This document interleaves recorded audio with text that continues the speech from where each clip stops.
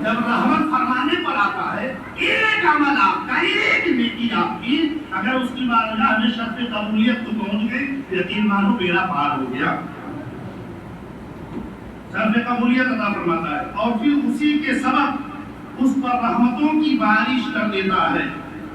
لہذا دیر میں ایک حدیث مبارکہ پیش کی جاتی ہے جس میں متعدد ایسے لوگوں کا بیان کیا گیا ہے کہ وہ کسی نہ کسی نیکی کے سبب اللہ کی گرفت سے بچ گئے اور رحمت خداوندی نے انہیں اپنی آغوش میں لے لیا۔ چنانچہ حضرت سیدنا عبدالرحمن بن سمرہ رضی اللہ تعالیٰ عنہ سے روایت ہے کہ ایک بار حضور اکرم صلی اللہ تعالیٰ علیہ وسلم تشریف لائے اور ارشاد فرمایا کہ آج کی رات میں نے ایک عجیب خواب دیکھا ہے۔ کون فرمایا؟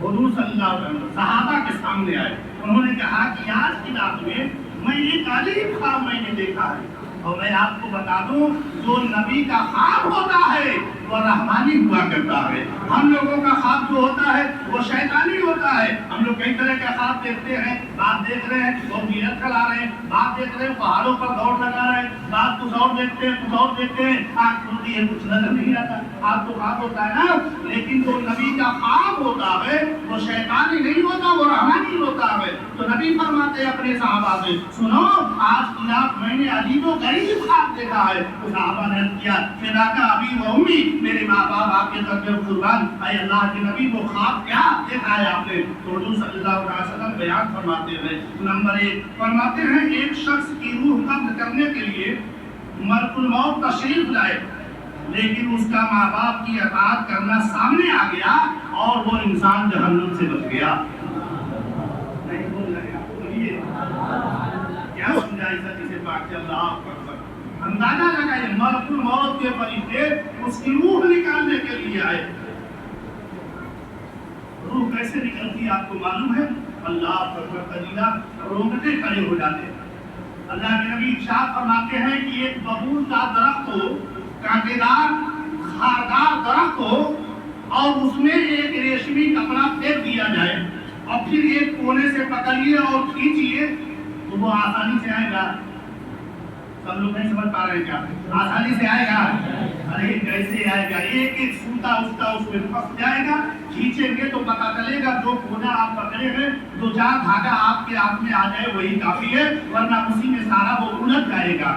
ایسے ہی اللہ کے نبی ارشاد فرماتے ہیں کہ جو سنتوں سے منہ موڑنے والے ہیں، شریعت کی خلاف ورزی کرنے والے ہیں، اللہ کے احکام کی نافرمانی کرنے والے ہیں، ایسے بدبختوں کی روح ایسے فرشتہ نکالتا ہے کہ پورے جسم کی ہڈیاں اور پورے جسم کے گوشت اور پورے جسم میں وہ تکلیف اور وہ بھیانک شدید درد ہوگا کہ اللہ کی پناہ بڑی مشکل سے نکلتا ہے۔ اور نیک لوگوں کی روح، اللہ کے نبی ارشاد فرماتے ہیں نیک لوگوں کی روح ایسے نکلتی ہے، مثلا آپ نے آٹا گوندھا، کیا گوندھا؟ آٹا گوندھ لیا آپ نے، اور اس میں آپ نے دیکھا ایک بال ہے تو باقی حصہ اندر ہے، تھوڑا سا باہر کو نکلا ہوا ہے، آپ نے بال کے سرا کو پکڑا اور پکڑ کر کے کھینچ لیا، آٹے کو کوئی تکلیف ہوئی، آٹا پھٹا، آسانی کے ساتھ وہ باہر نکل گیا۔ تو اللہ کے نبی نے فرمایا اس طرح سے مومن کی روح نکالی جاتی ہے۔ اس لیے موت کی سختی سے اگر بچنا ہے، اگر آپ چاہتے ہیں کہ ملک الموت جو فرشتہ تشریف لائے اور میری روح آسانی کے ساتھ نکالے، تو اللہ کے نبی فرما رہے ہیں کہ اس کا جو ماں باپ کی فرمانبرداری کرنے میں، جو ماں باپ کی خدمت کرنے میں اپنا وقت گزارا تھا، وہ ماں باپ کی خدمتیں سامنے آ گئی اور فرشتہ نے اس کی روح آسانی سے اسے بتائیے چلا کہ ماں باپ کی خدمت کرنا چاہیے۔ ماں کے قدموں کے نیچے جنت اللہ نے رکھی ہے، باپ جنت کا دروازہ اللہ کے نبی نے بتایا ہے۔ تو اگر جنت میں جانا ہے دروازے کو بھی راضی کرنا ہوگا، اور جنت کو پانا ہے تو ماں کو بھی راضی کرنا ہوگا۔ تو ماں باپ کا حسن و سلوک موت کی سختی سے بچائے گا انشاءاللہ العزیز۔ دوسرے نمبر پر اللہ کے نبی ارشاد فرماتے ہیں کہ ایک شخص پر عذاب چھا گیا، لیکن اس کے وضو کی نیکی نے اسے بچا لیا۔ ذرا بولیے سبحان اللہ۔ عذاب چھا گیا، بالکل عذاب ہونے والا تھا، چاروں طرف سے عذاب نے گھیر لیا تھا۔ اب یہ بندہ جو ہے عذاب میں گرفتار ہونے والا تھا، لیکن लेकिन अल्लाह के नबी फरमाते हैं उसकी वजू की नेकी दे। मतलब नमाज पढ़ने आए हैं, आपने वजू बनाया कि नहीं बनाया? सभी लोग बना के आए ना, अल्हम्दुलिल्लाह। ये वजू को हल्के में मत लीजिए, यही वजू की नेकी जो बार बार आप वजू बनाते हैं, ये वजू की नेकी सामने आ गई और इसकी बरकत से अल्लाह ने जो आजाब छाया हुआ था उसके ऊपर, उसे वजू की नेकी की बरकत से दूर। ये वजू बनाते रहिए और वजू पर वजू करते रहिए। और सबसे बड़ा फायदा तो मैं कई बार बयान कर चुका हूँ कि हश्र का मैदान कायम होगा और वो खरबों लोग होंगे। सहाबा ने अर्ज किया या रसूल अल्लाह, ये बताइए आदम से लेकर के ईसा रुहुल्लाह तक सारी उम्मतें एक एक कब्रों से 70-70 मुर्दे फराना बाहर निकलेंगे और हश्र के मैदान में जमा किए जाएंगे। या रसूल अल्लाह, आपकी भी उम्मत यानी हम लोग भी होंगे। अल्लाह के नबी इरशाद फरमाइए, खरबों खरबों कायनात में आप कैसे पहचानेंगे कि मैं आपकी उम्मत का आदमी हूँ? तो अल्लाह के नबी ने क्या इरशाद फरमाया था? पहले ही बोल दीजिए सुभान अल्लाह। अल्लाह के नबी ने इरशाद फरमाया था, मेरे सहाबा सुनो, मेरी उम्मतियों की एक खास अलामत होगी, एक खास पहचान होगी। सहाबा ने अर्ज किया या रसूल अल्लाह, वो अलामत क्या होगी? अल्लाह के नबी इरशाद फरमाते हैं कि मेरी उम्मतियों की अलामतें ये होंगी कि उनके आजाए वजू बनाने वाले आजा 14वीं के चांद की तरह से चमकते हुए नजर आए।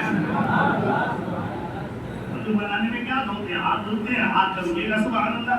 चेहरा धुलते हैं, चेहरा चमकेगा सुभान अल्लाह। पाँव धुलते हैं, पाँव चमकेगा सुभान अल्लाह। और जिसका चेहरा चमकेगा, जिसका हाथ चमकेगा, जिसका पाँव चमकेगा, अल्लाह के नबी इरशाद फरमाएंगे, मेरे दोस्त तू उधर कहाँ जा रहा है? तेरा चेहरा चमक रहा है, तू मेरी उम्मत का आदमी है, इधर आ, मेरी कमरी में दाखिल होगा और मेरे साथ जन्नत कराता है। काली कमरी के साए में जन्नत पालेगा कौन? तो नमाज से पहले वजू बनाते हैं, वजू पर वजू करते हैं। इसलिए इस वजू को हल्के में मत लीजिए, वजू सही तरह से बनाइए। बाद लोगों को देखा गया है मस्जिद में आगे में कर, अब कहीं उनकी घुटनी इतना तक है, कपड़ा यहीं तक है, हाली हाली इतना धो लिए और फटाक से आगे।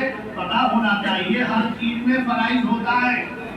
अगर फराइज आपने अदा नहीं किया तो यकीनन आपका वजू माना नहीं गया, और जब वजू नहीं माना जाएगा तो आपकी नमाज होगी नहीं होगी ना। तो कितना हमने कोशिश किया कि चलो इमाम साहब से पूछते हैं कि हम वजू बना रहे हैं, सही है कि नहीं है। 2 साल में अब तक ऐसा कोई बंदा मेरे सामने तो आया नहीं, यानी ये पूछ ले कि भाई हम वजू बनाते हैं, नमाज पढ़ते हैं, इमाम साहब जरा देख लीजिए मेरा वजू सही है कि नहीं है। गौर से सुन लो, मसला किताब की आ गई है, जरूरी बात है सुन लो। तो वजू में 4 फराइज होते हैं। कितने फराइज होते हैं? 4 फराइज होते हैं। अगर आप बहुत जल्दी में हैं, वाजिबात और सुन्नत आप नहीं अदा कर पा रहे हैं, देख रहे हैं जमात खड़ी है, अगर तरतीब से वजू बनाएंगे तो हमारी जमात छूट जाएगी, तो फराइज अदा करके आप शामिल हो सकते हैं। वो 4 फराइज क्या है? गौर से सुनिए। पहला है चेहरा धोना। क्या धोना? चेहरा धोना। और चेहरा इतने कोई नहीं बोलते, बल्कि अल्लाह के नबी ने फरमाया ये पेशानी के बाल निकलने की जगह से और ये जो गले की हड्डी निकली है ना, इसको थोड़ी बोलते हैं उर्दू में, थोड़ी के नीचे तक और एक कान की लौ से दूसरे कान की लौ तक पूरा चेहरा धोना फर्ज है। पूरा चेहरा धोना क्या है? फर्ज है। अच्छा, पहले आते हैं तो चेहरे में धोते हैं, आप क्या करते हैं? हाथ धोते हैं। जबकि हाथ धोना ये सुन्नत है, चेहरा धोना ये फर्ज है। फर्ज जान लीजिए, जो जरूरत की चीज है। अच्छा, आपने चेहरा धो लिया। अच्छा, उसके बाद दूसरे नंबर पर आया है दोनों हाथ की उंगलियों समेत धोना। दोनों हाथ उंगलियों समेत धोना। केवड़ी कहाँ है? इसको बोलते हैं ना, इसको केवड़ी बोलते हैं। क्या करेंगे?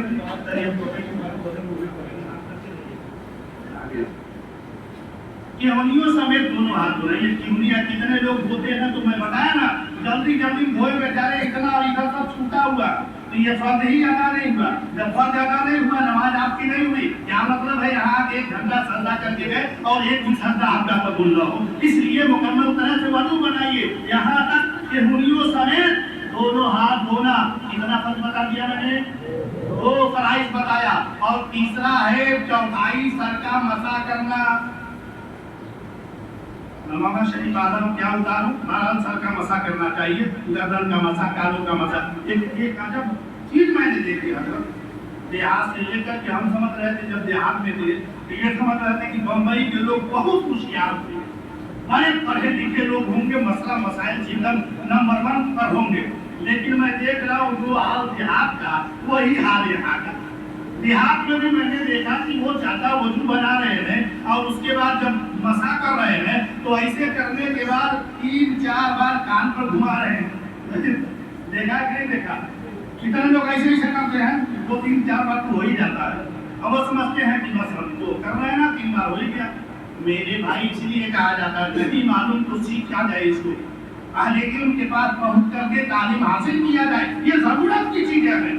कितने दिनों से हम नमाज पढ़ रहे हैं और मसा करने का तरीका नहीं मालूम, पता चला आपका वजू नहीं हुआ, जब वजू नहीं तो नमाज नहीं। तो कानों का मसा भी एक ही मरतबा करना चाहिए, गर्दन का मसा भी एक ही मरतबा करना चाहिए। और लेकिन ऐसे ऐसे आपने देखा, झूठ बोल रहा हूँ मैं, देखा होगा आपने ऐसे करते हैं लोग।